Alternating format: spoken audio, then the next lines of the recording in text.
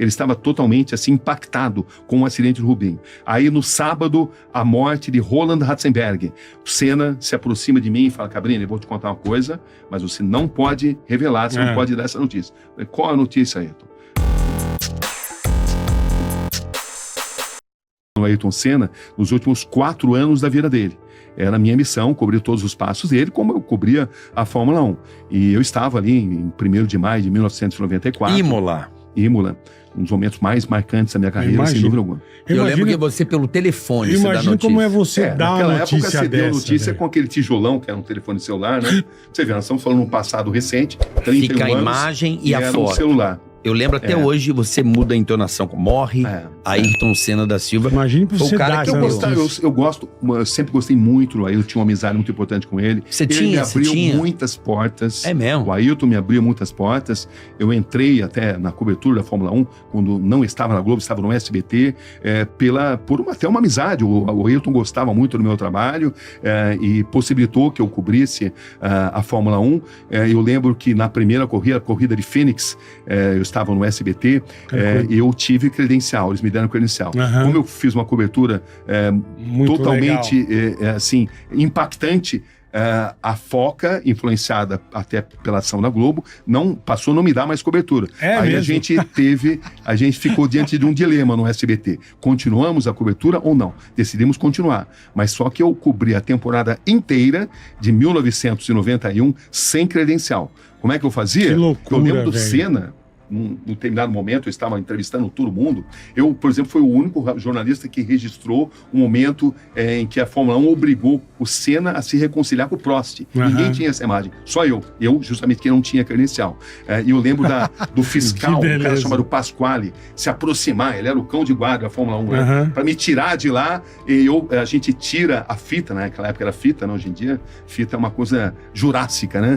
Mas a gente, do Senna, esconder a fita para mim, para que ela não fosse. Eu lembro que por exemplo, na Hungria, a gente se passou por cinegrafista húngaro para poder fazer o trabalho. Eu lembro que no Canadá, a gente entrou no circuito de barco de pedalinho, o circuito de Notre Dame. Tem ali um lago grande ali. Enfim, a gente cobriu a Fórmula 1 uma temporada inteira. Eu lembro que eu fui na fábrica da McLaren, mostrando como a McLaren produzia o Fórmula 1. Meu. Eu fui na ilha do Nigel-Mansell, e a ilha de Man. Na verdade, a gente fala ilha do Nigel-Mansell, uma ilha grande, né? Mas a gente costumava chamar de ilha do Nigel-Mansell. E ele nunca tinha aberto essa intimidade. Eu lembro de ter ido no iate do Nelson Piquet. Então eu passei a mostrar a Fórmula 1 sob um ângulo jamais mostrado. Justamente porque, como eu não tinha credencial, eu procurava mostrar um outro lado. Quer dizer, você furou a Netflix, que é o que ela faz hoje. Furou, faz tempo. Na época eu furava a Globo. Onde eu já tinha trabalhado, nesse sentido, uma grande relação. Moral da história, no final da temporada, a Globo fez uma proposta irrecusável e eu só pude voltar para a Globo porque o Silvio Santos, eu tive que fazer uma reunião com ele, não queria me liberar, eu tinha um contrato. Cabrini, você não vai para a Globo. Foi assim? Não vou deixar. Exatamente assim. Mas você vai fazer o quê? Como é que você descobriu? Vamos conversar de Silvio, vamos tentar reviver a cena. Eu ia perder a oportunidade. Roberto Cabrini, você sabe que você tem um contrato comigo, não? Eu sei, seu Silvio, mas é uma oportunidade profissional. O senhor um dia... Mas você é tão brilhante. O senhor um dia recebeu uma oportunidade. Tá certo. Entendeu? Eu quero uma oportunidade, seu Silvio. Tudo bem. Quanto você quer, Cabrini? Eu quero aumente seu salário para você não ir? Eu quero que o senhor compre os direitos da Fórmula 1, aí eu posso cobrir Fórmula 1. Boa. Aí ele me liberou. Na hora, né? Na hora. Tá, agora eu queria falar do fatídico 1º de maio de 1994. Certo. Você correu pro hospital, assim que... Você estava na pista. Me conta aí o momento em que aconteceu o acidente. Onde estava Roberto Cabrini? Vamos lá. Foi o fim de semana mais fatídico da história da Fórmula 1. Sábado foi havia uma energia muito negativa. Rubinho bateu, Sexta-feira, acidente gravíssimo de Rubens Barrichello. Senna, o primeiro a chegar. Ele se preocupou muito com o estado do Rubinho, fui até o hospital depois, eu entrevistei, logo depois ele está próximo ao Rubinho, ele estava totalmente assim impactado com o acidente do Rubinho. Aí no sábado, a morte de Roland Ratzenberger. O Senna se aproxima de mim e fala: Cabrini, eu vou te contar uma coisa, mas você não pode revelar, você não pode dar essa notícia. Eu falei: qual a notícia, Ayrton? A gente tinha uma relação bacana, né? Ele falou: olha, o Ratzenberger morreu na pista, mas não pode dizer, porque de acordo com a legislação italiana, se acontece o que eles chamam de sinistro, o evento tem que ser sumariamente paralisado. Entendeu? Se você desse, você salvava a vida do Senna, hein? Que coisa. Já parou pra pensar? Mas eu não... Né? Que coisa, Mas bicho. eu não seria fiel àquilo que eu tinha acordado com ele. E É. você, quando faz um acordo, né? E também, você está falando isso, é algo intangível, né? Como é que você vai prever que algo vai acontecer? O que eu posso dizer para você é que o Senna pensou seriamente em não correr. Nós tínhamos ali um Senna totalmente pressionado, porque ele fez um esforço muito grande para ir para o Williams. Primeiro tinha o ano melhor de carro. Williams, E Mas ele merecia dirigir o melhor carro, que no ano anterior ele dirigiu uma McLaren, que era um carro ruim. horrorosa. E que mesmo sendo um carro ruim, ele no circuito de Donington, por exemplo, ele conseguiu passar 4 carros em apenas uma volta. Ele fazia coisas no braço porque ele era um gênio da profissão.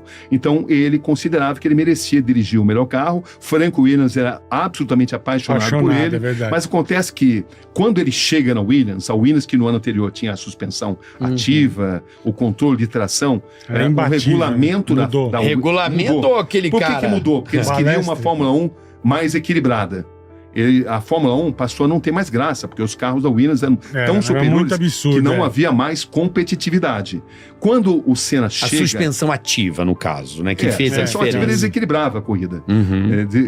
E transformava as corridas em um espetáculo monótono, porque existia a Fórmula Williams e existia o resto da Fórmula 1. Então perdeu a competitividade, a Fórmula 1, por uma Resolveu questão tirar. mercadológica, mudou o regulamento. Quando muda o regulamento, num primeiro momento, os carros da Fórmula 1 passaram a ficar muito inseguros, desequilibrados. E quando o Senna chega na Williams, a Williams erra no projeto. Ela faz um carro não tão competitivo, porque havia novas regras.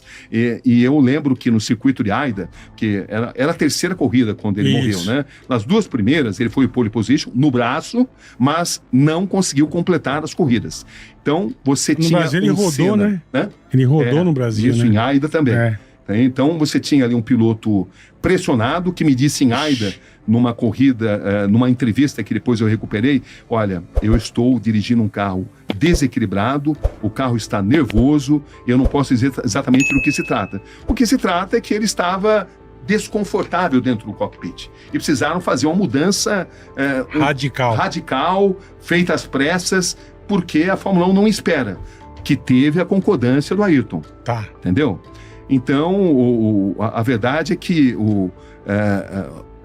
houve uma falha mecânica motivada por esta improvisação que foi realizada e num acidente onde quando o Senna se choca ali, quando se choca contra o muro de Imola, Tamburello, o braço da suspensão se transforma em uma lança. Foi uma tremenda falta de sorte. Não, porque se você pegar o Berger, bateu um ano antes. Piquet já bateu ali. Exatamente. O Berger bateu pior que ele pegou fogo. Foi. Carro da Foi no meio Ferrari. do fogo, Eu lembro. Foi um absurdo a porrada, velho. Exatamente.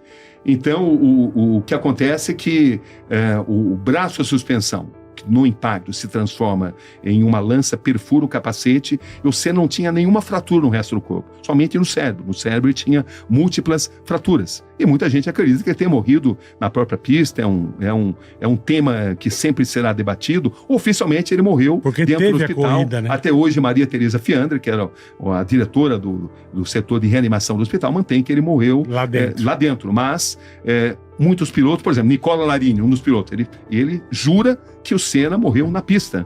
E existem muitas suspeitas de que isso tenha acontecido. Fala alguma coisa? Ele sempre procurou ficar na versão oficial, né? Porque a Fórmula 1 é um mundo profundamente lucrativo, um mundo apaixonante, mas um mundo também onde muitos segredos não são revelados. Digamos que eu não vejo uma culpa de ninguém, houve um processo rumoroso, mas acabou ninguém sendo punido, essa que é a verdade.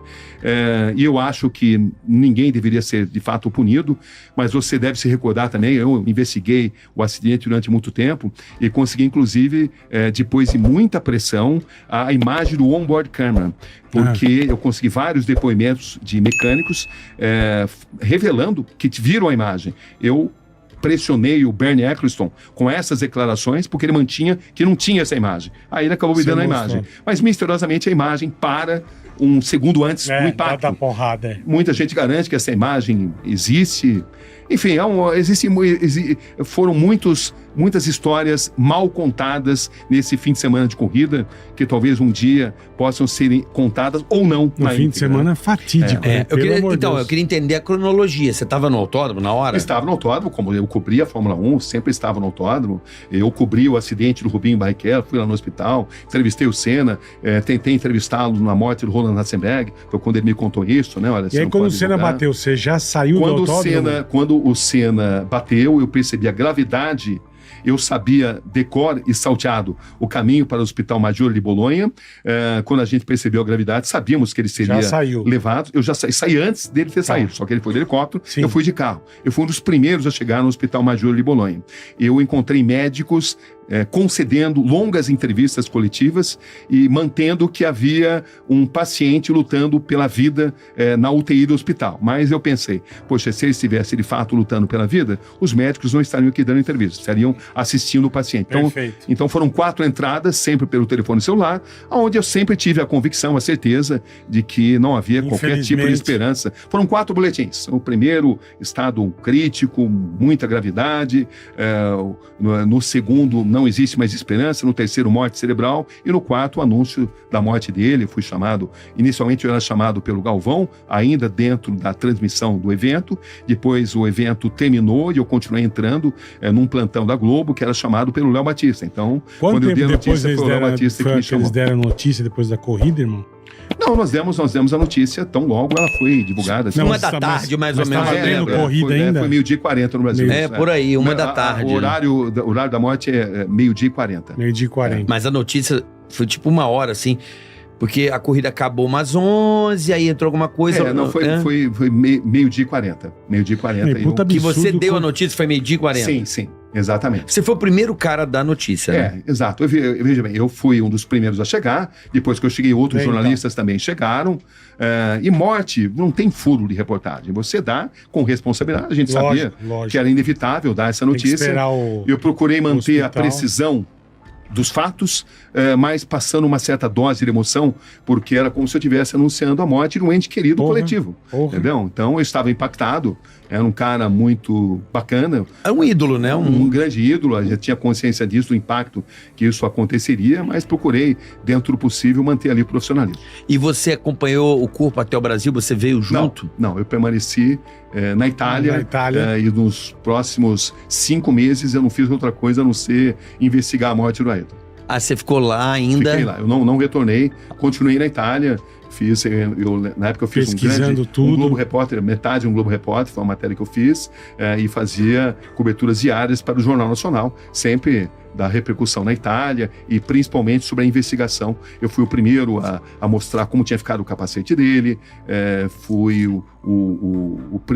investiguei muito as causas, eu não fiz outra coisa durante 5 meses. Falam que a Williams enfraqueceu a barra de direção, ficar mais leve. Então, né? A barra de direção, houve uma modificação na barra de direção, exatamente porque o Senna se sentia desconfortável no cockpit. Ele estava espremido no cockpit e ele não conseguia pilotar como ele gostava de pilotar. Então foi feita essa modificação na barra de direção, e essa modificação foi uma modificação improvisada com o conhecimento do Ayrton, porque a Fórmula 1 ela não tinha tempo, ele queria vencer corridas, claro que foi um imprevisto, foi um acidente errado, na curva errada, com consequências erradas, imprevisíveis, se o braço da suspensão, porque, como você falou, a coluna de direção era a parte que foi modificada para que ele tivesse mais conforto dentro do cockpit. Foi uma modificação feita com o conhecimento dele, pelos técnicos, né?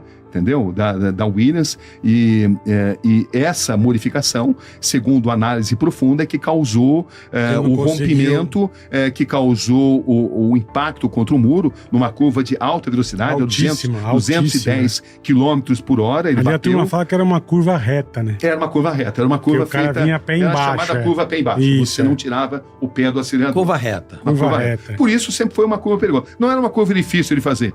mas era uma curva de altíssima velocidade. Se a falha tivesse acontecido em qualquer outro trecho do circuito, não teria essa consequência. Então foi uma tremenda falta de sorte. E a falta de sorte, ele, quando bate contra o muro, o braço da suspensão, o motivo, como você falou, a barra de direção. Que tinha mexido. Mas a causa da morte foi que o braço da suspensão se transformou numa lança, num fenômeno totalmente raro, mas que aconteceu e que perfurou o capacete. Senão, ele sairia atordoado, mas possivelmente sairia andando. E falam que se fosse alguns milímetros para cima ia... exatamente. Ia resvalar, O Senna não tinha nenhuma marca no resto do corpo. Apenas no cérebro.